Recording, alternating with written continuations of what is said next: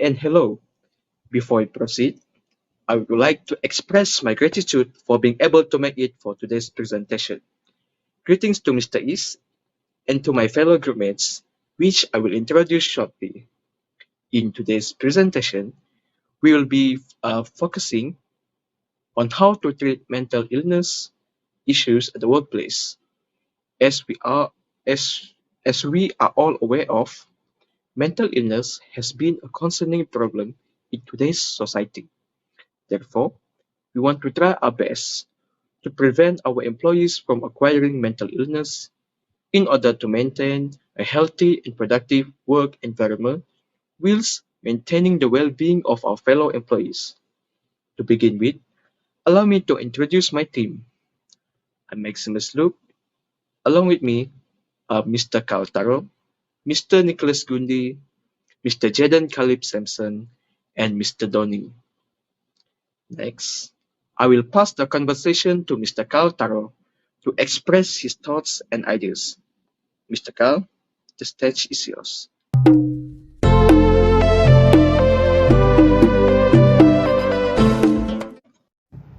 Thank you, Mr. Maximus. Now, moving forward, I would like to give a brief introduction on the topic at hand. In the professional world, the importance of mental health has long been overlooked in favor of other issues. As organizations strive for success and efficiency, they continue to seek ways to further improve their methods of production and the quality of equipment being used, all the while overlooking the importance of the individual worker. The mental health of an individual encompasses a person's mind and how they react to their surroundings. According to Centers for Disease Control and Prevention, our emotional, psychological, and social well-being are all parts of our mental health. It influences our feelings, thoughts, and behaviors. It also influences how we respond to stress, interact with people, and make wise decisions. As such, mental health is as important to the individual as it is to the bottom line of an organization. According to a review by Oliveira, the most common mental health issue that was diagnosed was depression, followed by depression mixed with anxiety. These mental disorders, alongside others such as anxiety and panic disorder, contributed to absenteeism and presenteeism of employees within an organization. All these consequences contribute to the overall reduction in efficiency and productivity of an organization.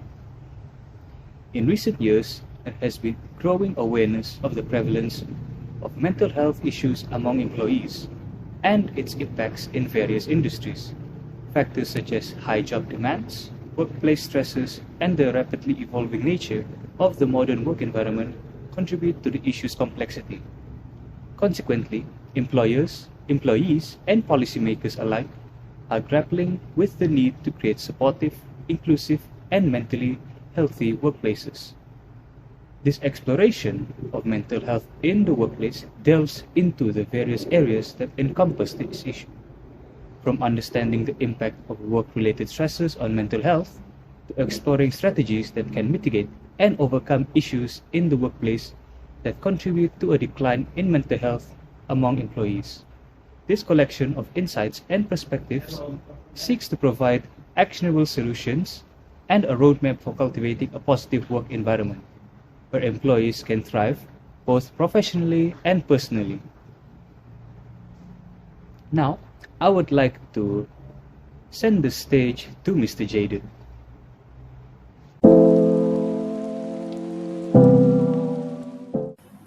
Thank you, Mr. Carl.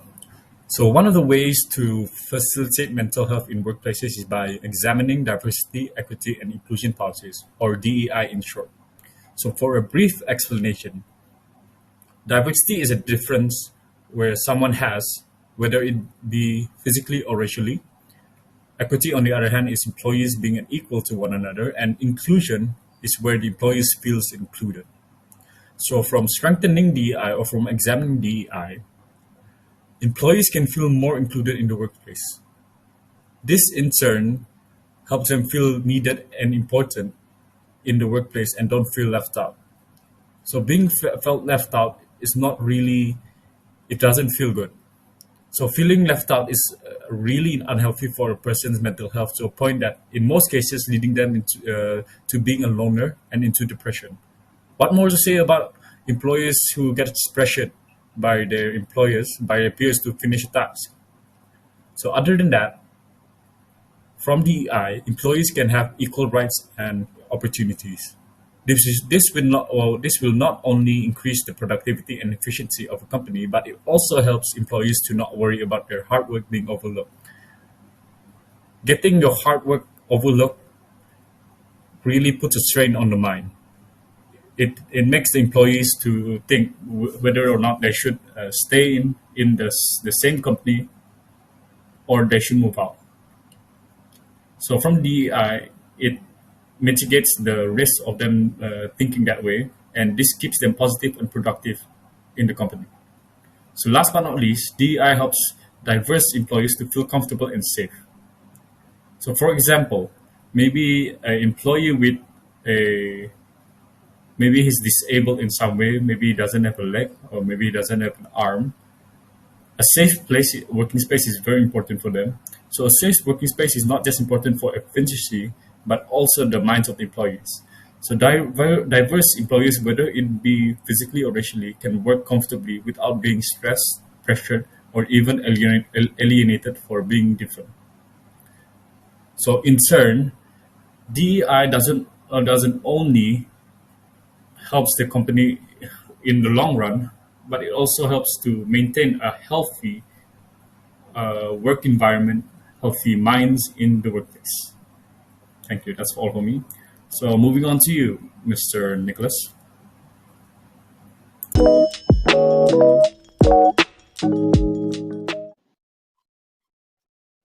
Thank you, Mr. Jayden. Now, I would like to speak about the next point, which is by setting clear goals and priorities in the workplace. Clearly defined priorities help employees focus on the most important tasks at hand. This reduces confusion and prevents the feeling of being overwhelmed, which in turn contributes to a less stressful and more positive work environment. This is because it helps the employees to be able to manage their time more efficiently. So what is stress? Stress is actually the adverse reaction people have to excessive pressures or other types of demands placed upon them. There is a clear distinction between pressure, which can be a motivating factor, and stress, which can occur when this pressure becomes excessive. Apart from that, clear goals also provide employees with a sense of direction and purpose. When individuals understand what they are working toward, they are more likely to feel motivated and engaged in the task. In addition, clear goals also provide milestones for achievements. Celebrating small wins and reaching goals encourages a positive atmosphere. Recognition of accomplishments, no matter how small, contributes to employees' morale and satisfaction. Now, I'll speak about the ways that these methods can be done. One of the ways that this can be done is through communication and transparency. For instance, an organization should clearly communicate organizational goals and priorities to foster transparency. This helps employees understand the broader context of their work and reduces uncertainty. Besides that, an organization should do regular check-ins. For example, they can conduct regular check-ins between managers and employees to review goals, discuss progress, and address any challenges that they face during the work. This ongoing dialogue enhances support and ensures adjustments can be made as needed. Moreover, an organization should recognize and appreciate employees for their achievements and contributions. This can be done through the implementation of an annual dinner and award-giving ceremony between the superiors and employees of a certain organization. Thank you.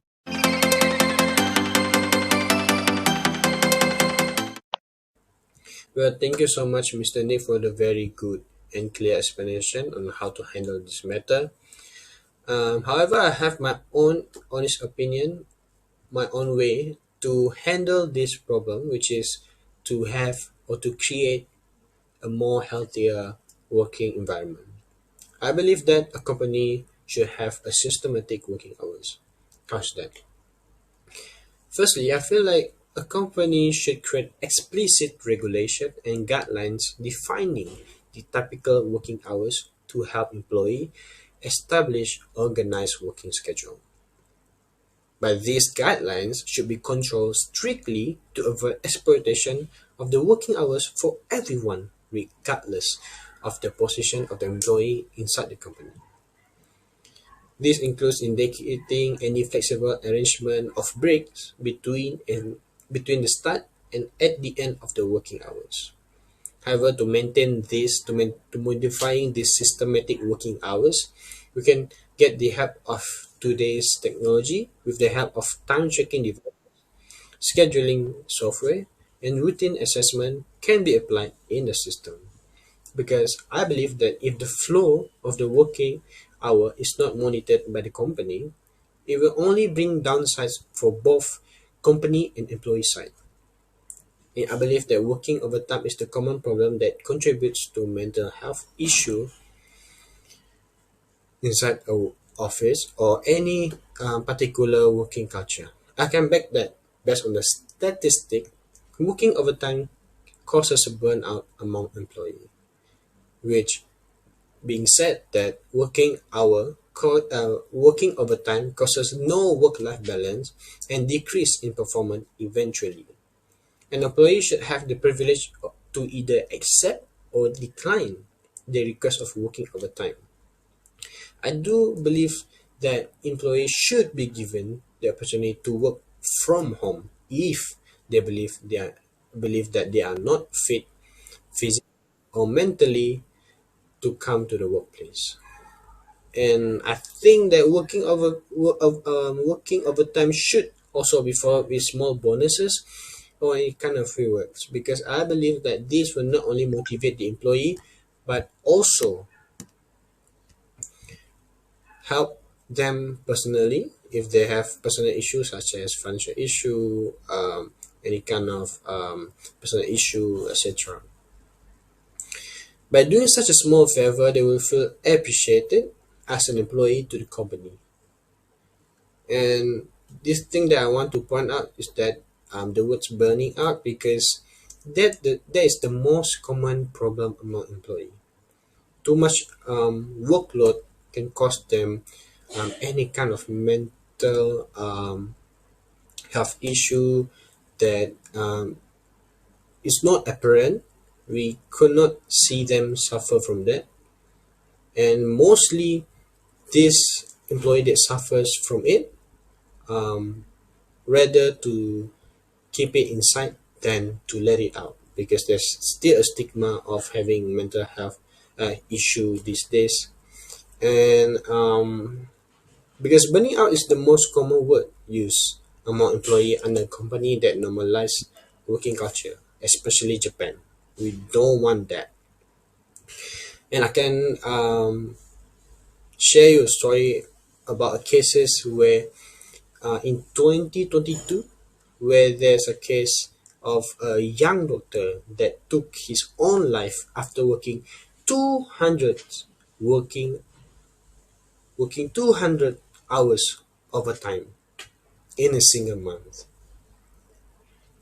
200 hours overtime in a single month is outrageous, ridiculous, and I believe that the company is taking advantage towards him.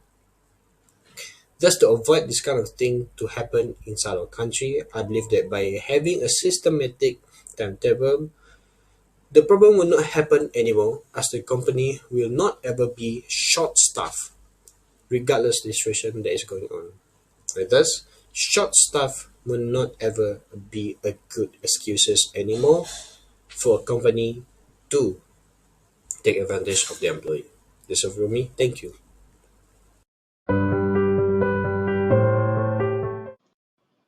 Thank you, Mr. Donny, for the wonderful presentation.